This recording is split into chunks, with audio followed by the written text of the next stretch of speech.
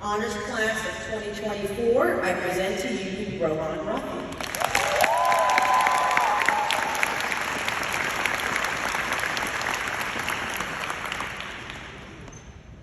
Thank you, Professor Moyes, for the introduction.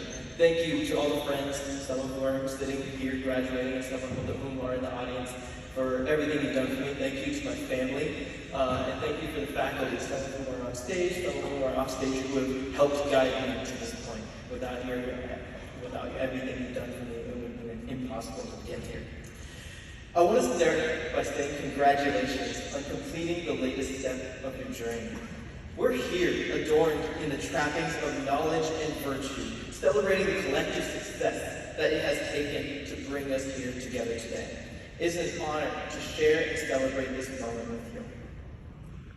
For many of us, the next step is getting a job, or going to some sort of graduate school, or maybe starting our own business. I want to talk about something that will govern the rest of our lives, cause us endless consternation, and potentially change our future. And no, before you say it, I'm not talking about the IRS. No, not even having kids, although I'm sure the parents here know something about kids and endless consternation. I'm talking about something far more terrifying. The elevator pitch. A 30-second practiced run-through of who you are and what you bring to the table. Better not stutter. Be compelling, but don't force it. Is it weird to say I'm both a team player and cooperative? Does the elevator pitch even describe you accurately? My elevator pitch has phrases like, I'm passionate about the community or global health. But it doesn't include phrases about things that are more core to my identity. For one, I can play Despacito by Justin Bieber and Louis Fonsi by heart on my violin. That's a core part of my identity. What should my elevator pitch have? Maybe our elevator pitches should contain something about the times we grew up in. We're some of the first of a new world, both a 21st century world, but also a post-9/11 world. We grew up during the endless wars and economic crises of the 2000s, but also saw hope and change in the rise of the information era. Then we got hit with the COVID pandemic, and you know how that went. Now we see a bright yet undefined future, and we charge into it head first.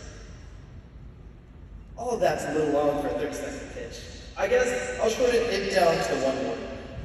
We're resilient. Our past is checkered. Our future is undefined. Our present is a moment of celebration, but also of pain and anger. Resilience defines the class of 2024. I found community in becoming an activist, redefining our policing and bringing hope to our most underserved. I found my role models among the people who speak up, unafraid of mace and riot shields. We've learned to peacefully contend with injustice and inequality, from Rathi to Sarah to Avdiivka to right here in Richmond. And I'm proud to be a part of a class that will not stay silent when innocents suffer and when inequality persists. That's resilience. The elevator pitch is my foil for a deeper question. How do we answer when asked who we are as a generation, as a class, as individuals? Psychologist Eric Erickson describes the challenge we face as one of community versus isolation. How do we balance our newfound independence with our need for fraternity? Before this day, the goal was graduating. Now, what's the goal? A job? A suburban single-family home? Our worth, our value tied not to grades or a GPA, but to the size of our lawn? Or, God forbid, performance reviews?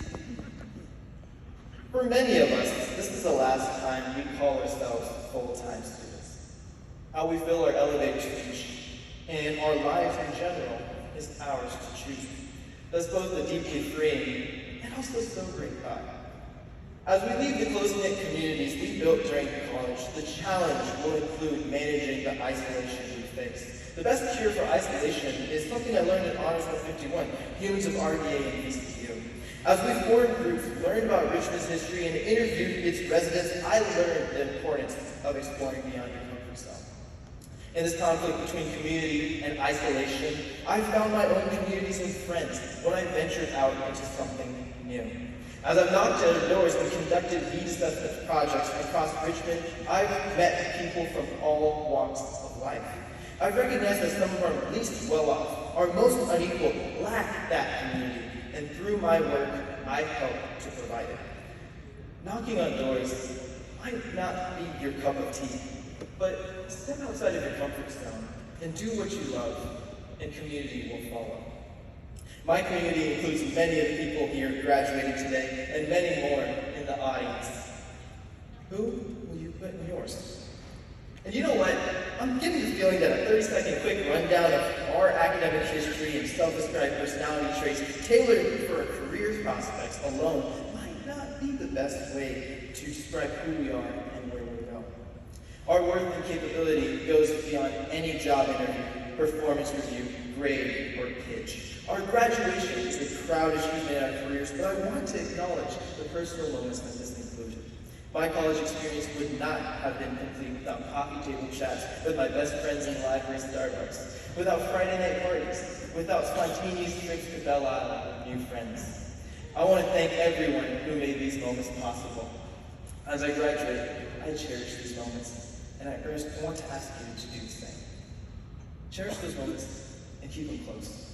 The plight of others has taken the limelight in our collective conscience. In this modern world, we have the ability to scroll endlessly through death, destruction, and despair. We're told that taking a break from our jobs, from the news is unacceptable. But what if it's making us worse at recognizing the good?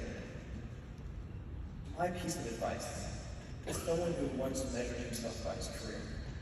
Someone who felt obligated to know. Stepping away is okay. The world is your oyster. Take a day off from cracking it to cultivate your own pearl. Choose to live and prosper not for an elevator pitch, or for a job, or for any other person. Live for yourself. A few minutes ago, I described this as a milestone in all our lives. Today is a celebration and acknowledgement of the hard work we've done to make it to this point, each and every one of us. But I also want to celebrate the people and the moments we've had, both bad and good. The best thing about an uncertain future is that we can choose to shape it in whatever image we wish.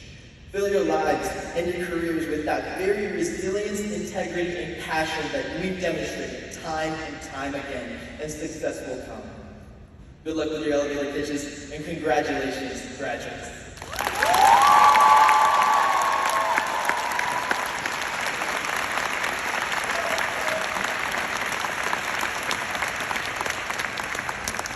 Thank you, Rohan.